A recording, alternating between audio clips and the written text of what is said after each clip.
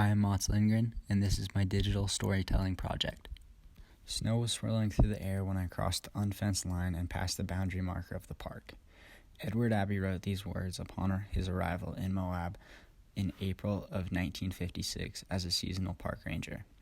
The crossing of the unfenced line and the boundary marker of the park, signifying his temporary departure from a complicated life and his entry into the natural world, a new home place. Recently, coronavirus has complicated our world.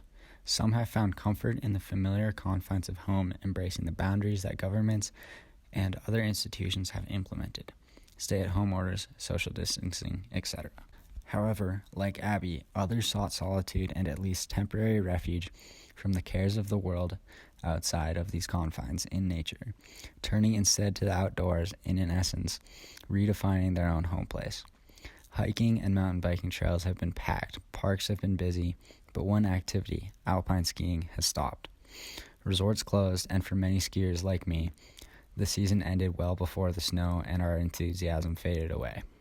Seeking entertainment, exercise, and an escape during these unsettling times, I turned to the backcountry to ski. Mountains are giant, restful, absorbent. You can heave your spirit into a mountain, and the mountain will keep it folded and not throw it back as some creeks will.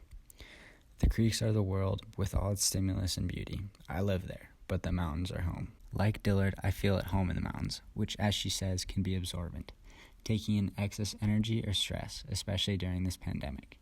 In contrast to the continuous invention and reinvention of the creek, Dillard's idea of the constancy of the mountains, that mountains are, quote, passive mystery, their solid nature, is comforting to me. Though his time was spent in the desert rather than in the mountains, nature's effect on Abbey was similar, bringing him a sense of peace. Amidst COVID-19 and all that is taking place in the world, I am grateful to have found a respite, a home place in the mountains of the backcountry.